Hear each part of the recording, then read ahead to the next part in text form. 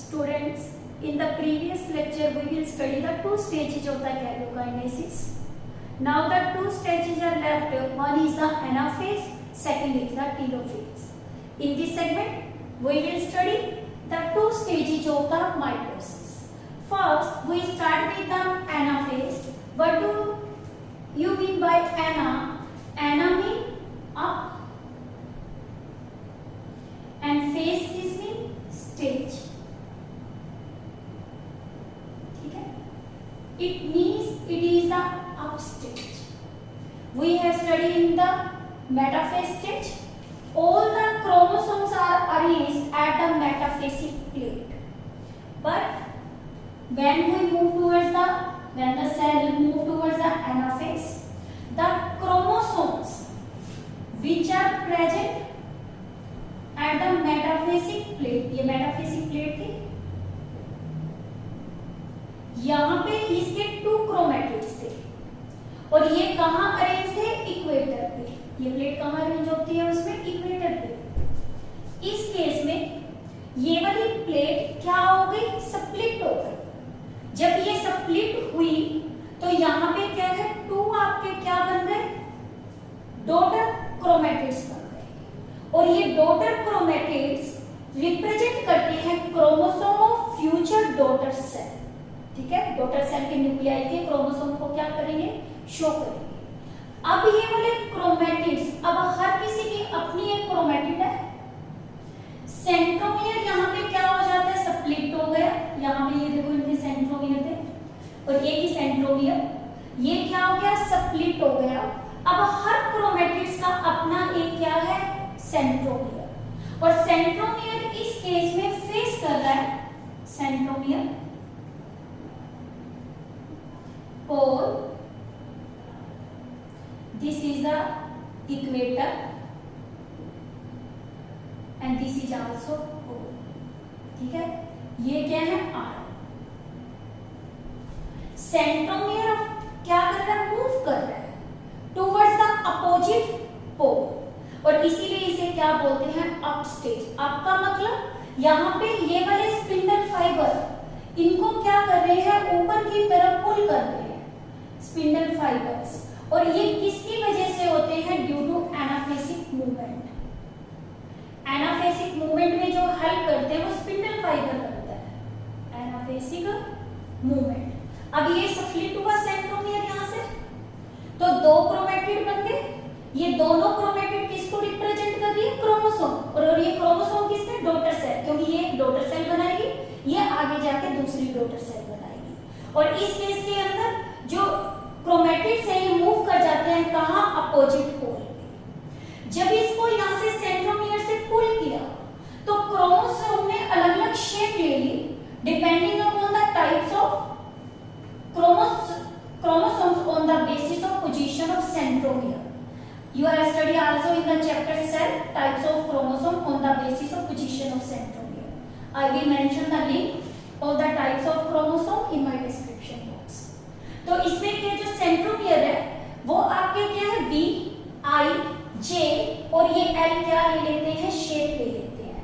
और ये स्टेज में जो शेप आती है वो किसकी वजह से आती है? आपकी वो आती है आपकी सेंट्रोमियर की बेंडिंग से. किसकी आर्म इक्वल है? मेटाफेसिक. जिनकी आर्म्स इक्वल नहीं है वो कैसी है? सब मेटाफेसिक. और दूसरा हमारा क्या होता है? एक्रोसेंट्रिक. तीसरा जिससे टिप पे सेंट्रोमियर होता है उसे क्या बोलते हैं? Telocentric. Depending upon this the shape of the chromosome V, I, J और L. यानी कि ये बेस्ट स्टेज है.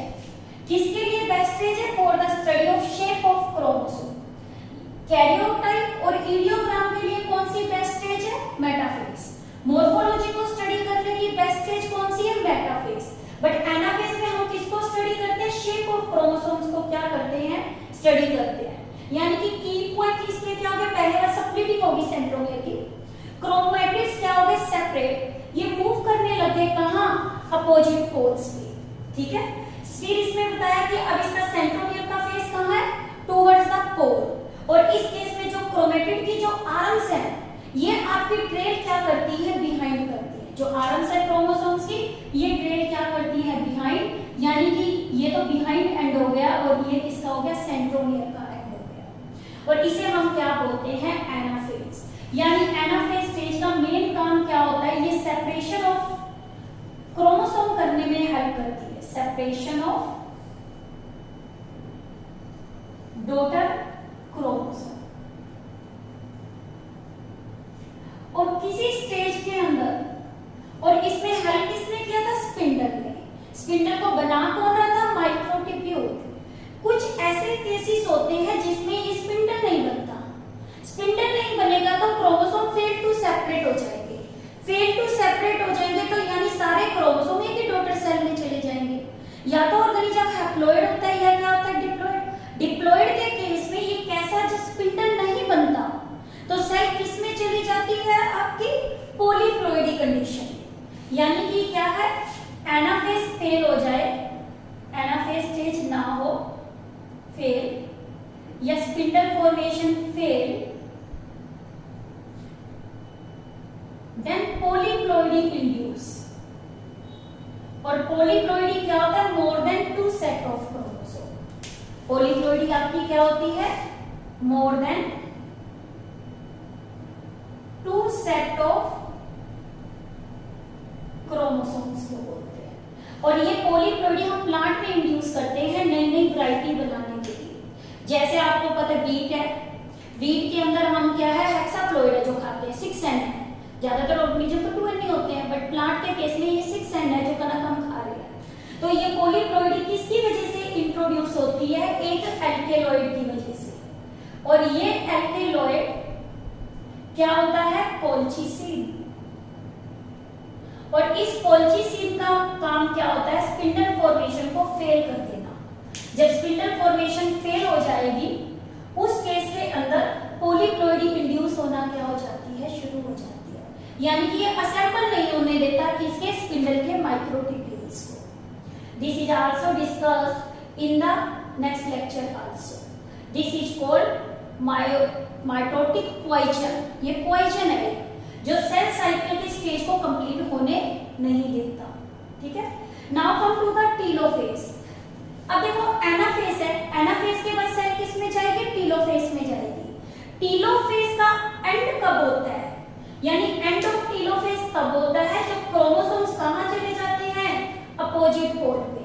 क्रोमैटिड जब अपोजिट पोल पे है, ये क्या है, end of anaphase.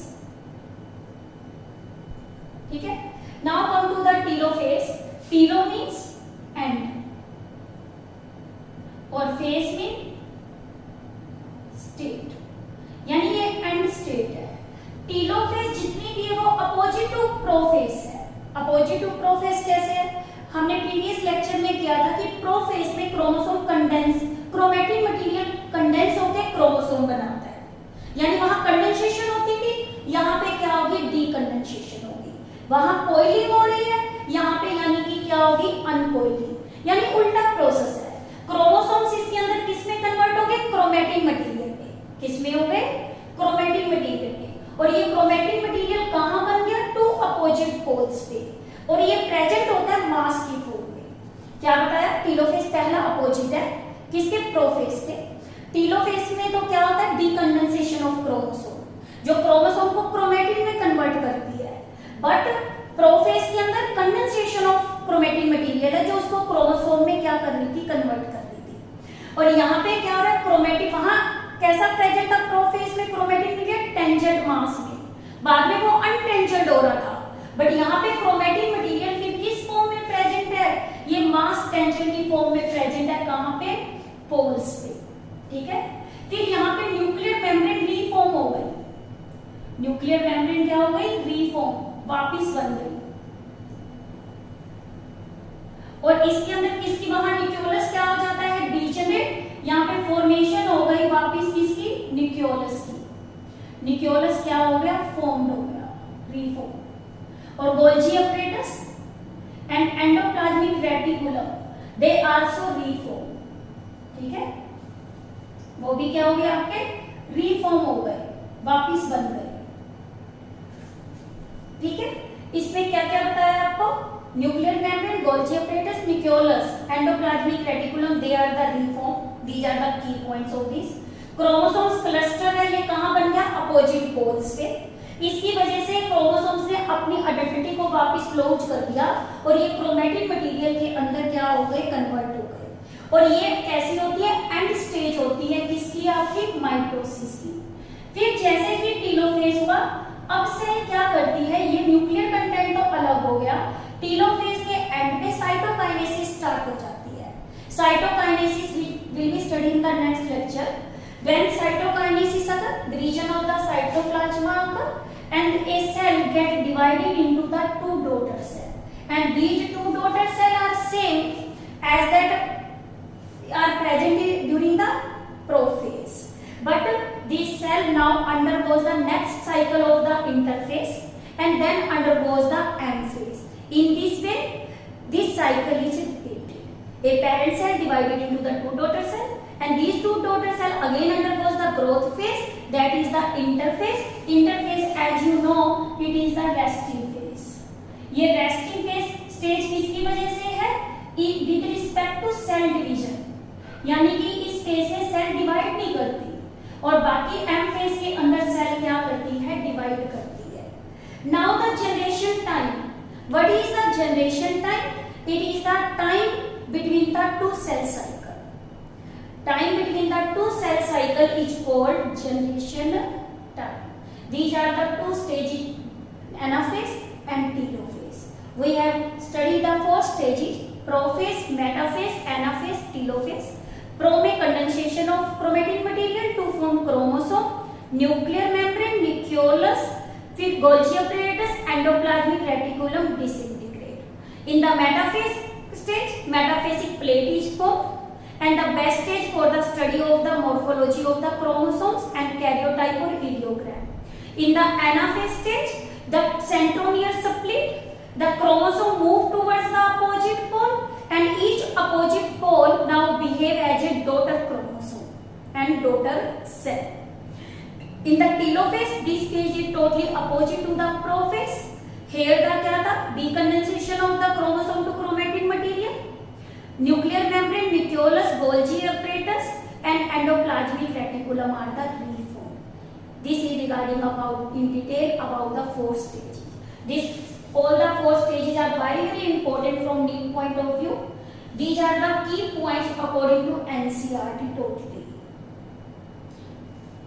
In the next lecture, we will study about the cytokinesis and the mechanism of the cytokinesis in the plant and